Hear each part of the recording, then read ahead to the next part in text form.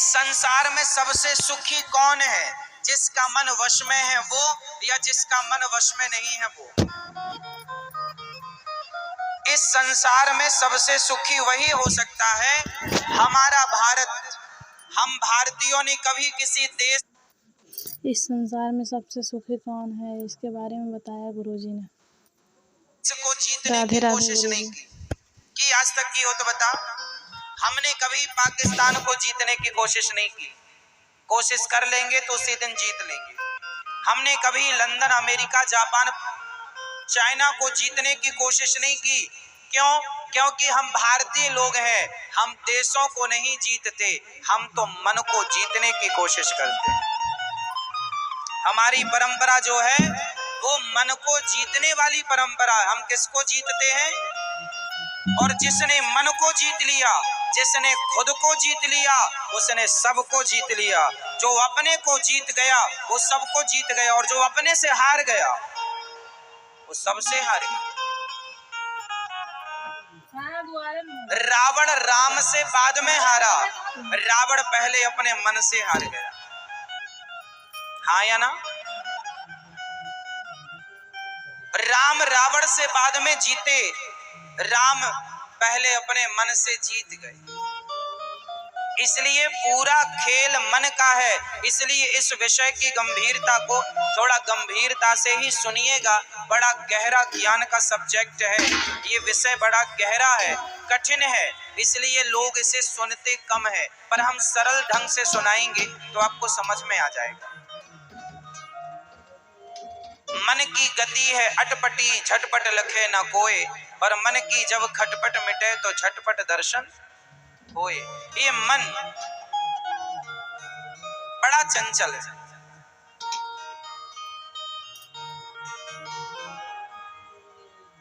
अब मैं आपको उपाय बताता हूं, मन को वश में कैसे किया जाए।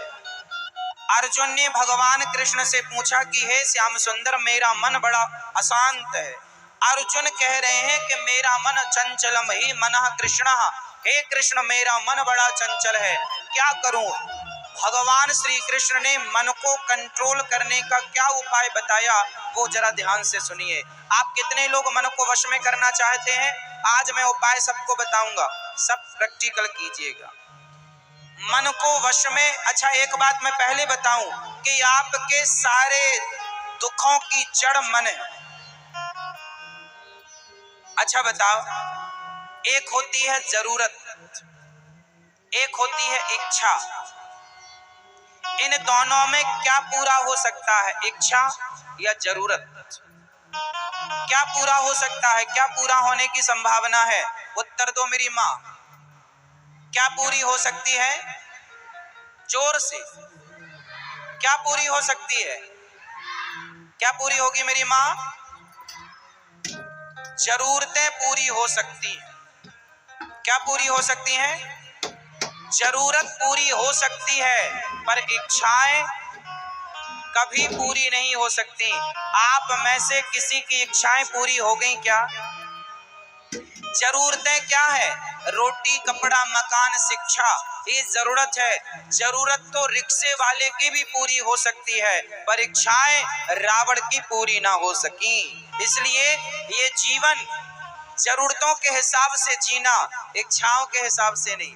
अच्छा ये बताओ, आप में से जितने लोग यहाँ बैठे हैं, आप में से कितनों की जरूरतें पूरी हो चुकी हैं ऑलरेडी?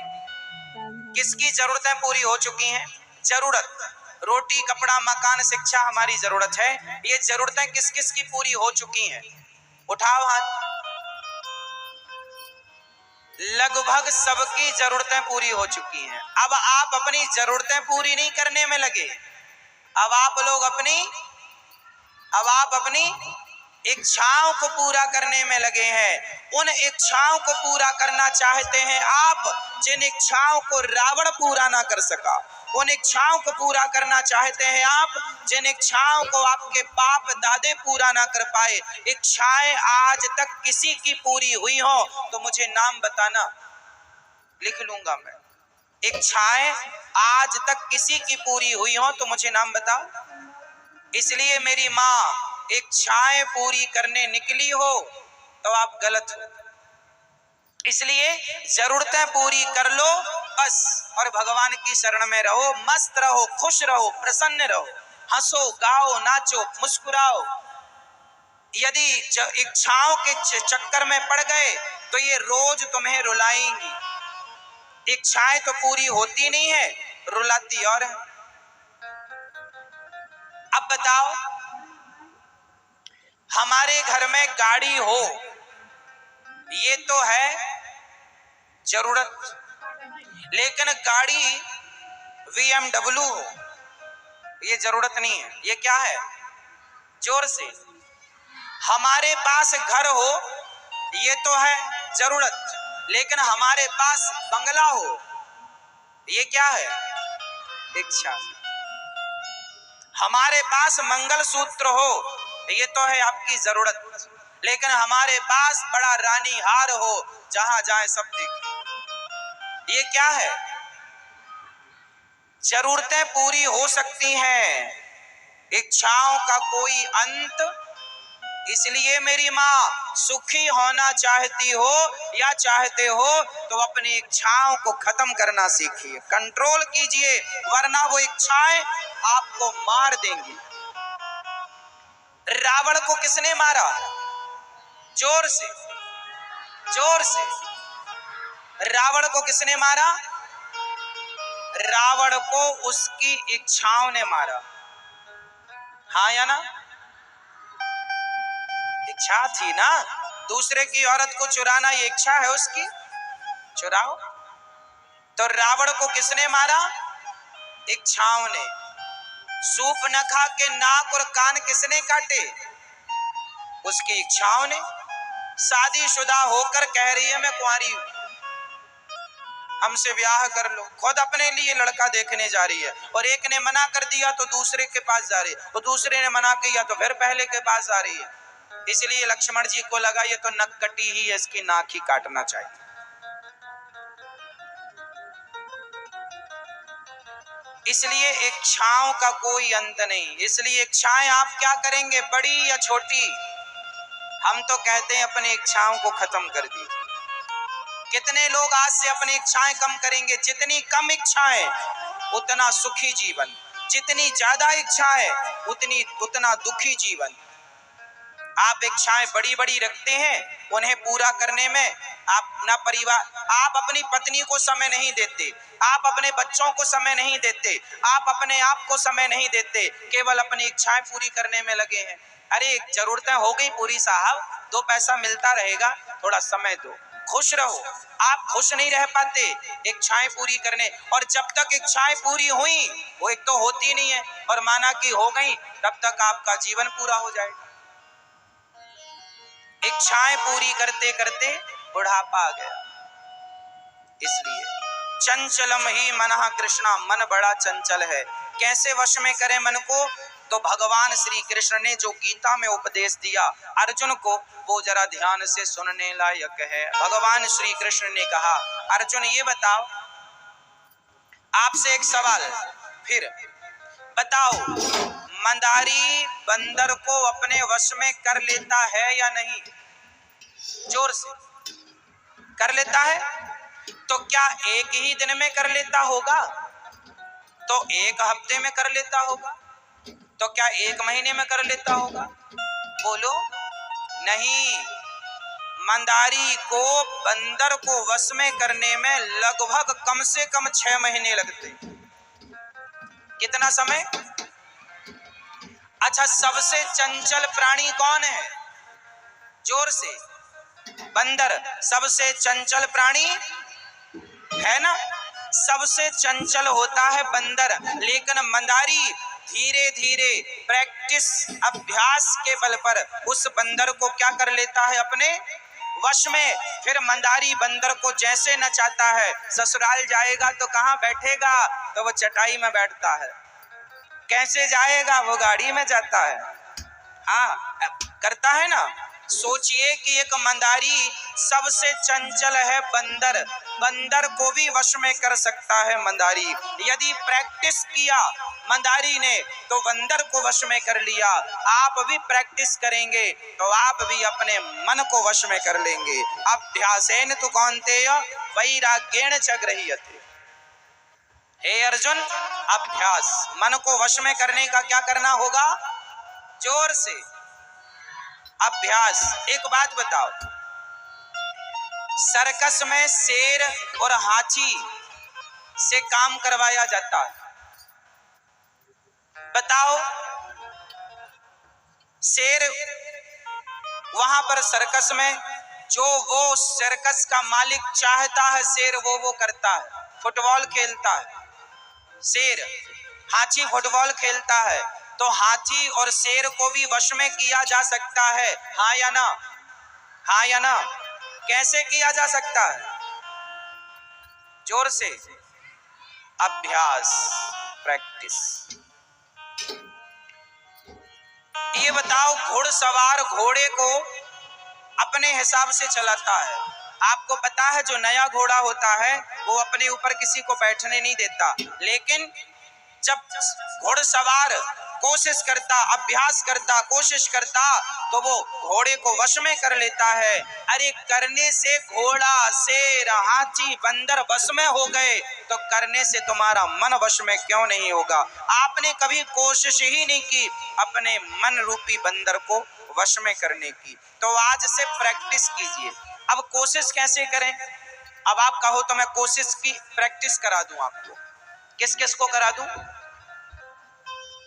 चलो, आज से मैं आपके मन को कंट्रोल करने की प्रैक्टिस कराऊंगा। आपका मन आज के बाद से भटकेगा कम, आपके मन की चंचलता समाप्त होगी। मेरे संग आप अभ्यास कीजिए। चलो, रीढ़ की हड्डी सीधी करो, अच्छे से बैठो सुखासन में, पालथी मार के आनंद से रीढ़ की हड्डी ठीक करो। मेरी माँ हो गई।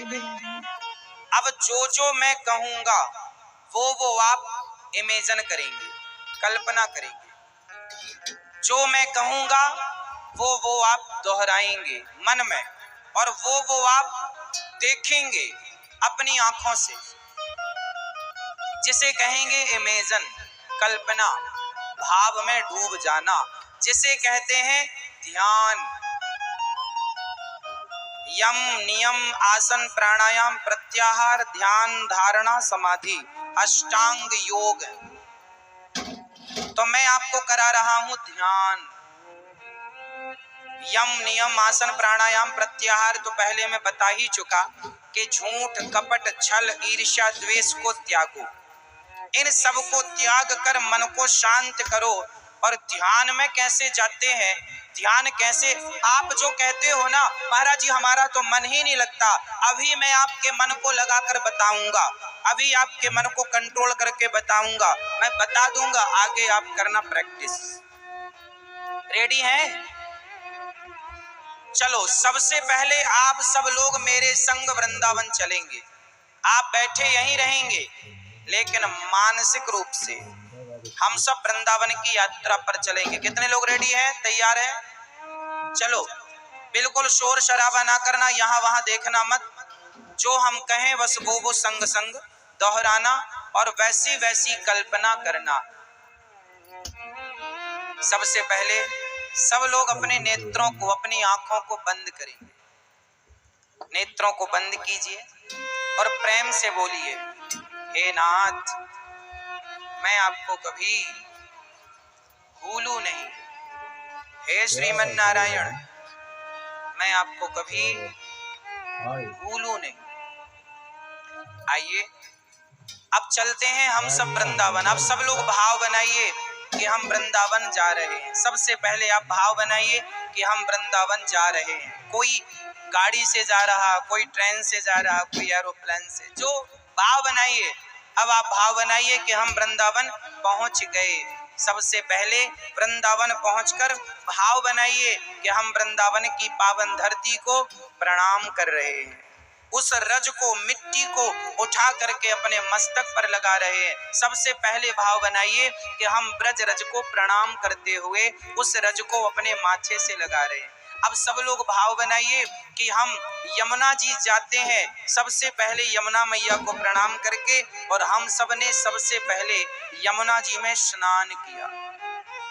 सब लोग भाव बनाइए कि हम यमुना जी में स्नान कर रहे हैं। सब भाव बनाइए, हम यमुना जी में स्नान करके अब सूर्य भगवान को जल चढ़ा रहे हैं। सूर्याय नमः, आदित्याय नमः, भौमाय नमः, मित्राय नमः, भास्कराय नमः। अब आप सुंदर से वस्त्र पहनकर अब भाव बनाइए कि हम बिहारी जी का दर्शन करने के लिए प्रस्थान कर रहे हैं। अब आप चलिए, सब भाव बनाइए कि हम मंदिर की ओर जा रहे हैं। चलिए चलिए, चलते चलते अब हम मंदिर पहुंच गए। सबसे पहले द्वार मिला, देहरी मिली, तो देहरी को प्रणाम करते हैं। चौखट को प्रणाम कीजिए, पांव आगे बढ़ाइए।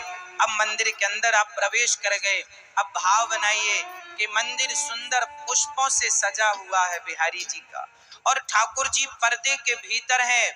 अब पर्दा खुलने का आप बेसब्री से इंतजार कर रहे हैं कि तभी पर्दा खुला, और जैसे ही पर्दा खुला तो भाव बनाइए कि आपकी आंखों के सामने बिहारी जी की सांवली सी सूरत आई।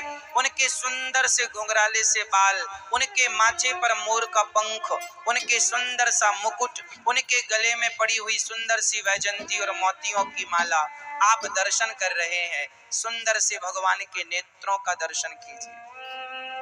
देखिए कि बिहारी जी की आंखें कितनी सुंदर हैं। अब आप बिहारी जी के गालों का दर्शन कीजिए, उनकी अधरों का, होंठों का दर्शन कीजिए, और आप बिहारी जी के छोटे छोटे हाथों का दर्शन कीजिए।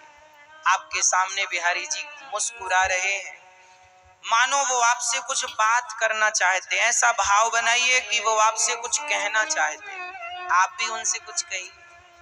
अब भाव बनाइए कि आप बिहारी जी के चरणों का दर्शन कर रहे हैं, श्री चरणों का दर्शन। अब आप भाव बनाइए कि बिहारी जी की बगल में श्री किशोरी जी, श्री राधा रानी खड़ी हैं, और आप श्री राधा रानी का भी पावन दर्शन कर रहे हैं। भाव बनाइए, श्याम सुंदर और राधा रानी जी दोनों खड़े हैं। अब आप भाव बनाइए कि आपने सुंदर सा सोने का झूला लिया, और उस झूले पर श्याम सुंदर को और श्री किशोरी जी, श्री राधा रानी को आपने बिठाया। अब आप भाव बनाइए कि सावन का महीना चल रहा है, अधिक मास है। अब हम श्याम सुंदर को, राधा रानी को झूले पर बिठाकर झूला झूला रहे हैं। सब लोग इमेजिन करो, भाव बनाइए कि आप भगवान को झूला झूला रहे हैं। अब भाव बनाइए कि आप अपने हाथ से ठाकुर जी के लिए सुंदर से लड्डू बना रहे हैं, मोती चूर के लड्डू, देसी घी के लड्डू बनाओ। भाव बनाइए, आप लड्डू बना रहे हैं, और बनाकर बढ़िया एक सुंदर सी थाली, सोने की थाली लीजिए। भाव ऐसा बनाइए कि सोने की थाली में आपने लड्डू रखे, तुलसी का पत्ता डाला, उठाए, और आपने भगवान को भोग लगाया। हे श्याम सुंदर, इसे ग्रहण कीजिए। आपने अपने हाथ से लड्डू उठाकर आपने श्री श्याम सुंदर को लड्डू का भोग लगाया। भगवान ने खाते हुए कहा, वाह कितना सुंदर है। फिर आपने श्री राधा रानी को लड्डू खिलाया। फिर आपने भगवान को बढ़िया सा भाव बनाइए कि अब आपने दूध बढ़िया सा गाढ़ा गाढ़ा दूध मिश्री डालकर भगवान के लिए दूध औंट रहे हैं, तैयार कर रहे हैं, और फिर सुंदर सी गिलास में ठाकुर जी को आपने दूध दिया। अब आप भाव बनाइए कि आपने अपने हाथ से कमल के पुष्प तोड़े और कमल के पुष्पों की माला तैयार की, और एक माला आपने श्याम सुंदर को पहनाई और एक माला श्री राधा रानी को आपने पहनाई। और आपने अब भाव बनाना है सबको कि आप भगवान श्री कृष्ण के चरण धुल रहे हैं। जैसे केवट ने सुदामा जी के चरण धोए, ऐसे आप भाव बनाओ कि सुंदर सी थाली में आप भगवान के चरण रखकर और उनके चरणों को धुल रहे हैं, श्री राधा रानी के चरणों को धुल रहे हैं। ऐसा भाव बनाइए कि आपने श्याम सुंदर और श्री राधा रानी के चरणों को धुलकर अब आप चरणामृत पियो। सब लोग भाव बनाइए कि आप चरणामृत पी रहे हैं। ऐसा भाव बनाइए, आप सब लोग चरणामृत पी रहे हैं। फिर आप सुंदर सी चरणामृत पीकर आप ठाकुर जी की आरती सजाओ। अब भाव बनाओ कि आप श्याम सुंदर श्री राधा रानी की दिव्य आरती उतार रहे हैं। अब आप सब लोग हाथ जोड़कर अब भगवान की स्तुति कर रहे हैं। अब सब लोग भाव से हाथ जोड़ लीजिए और भगवान से प्रार्थना कीजिए। क्या प्रार्थना करनी है? मेरे संग संग बोलिए।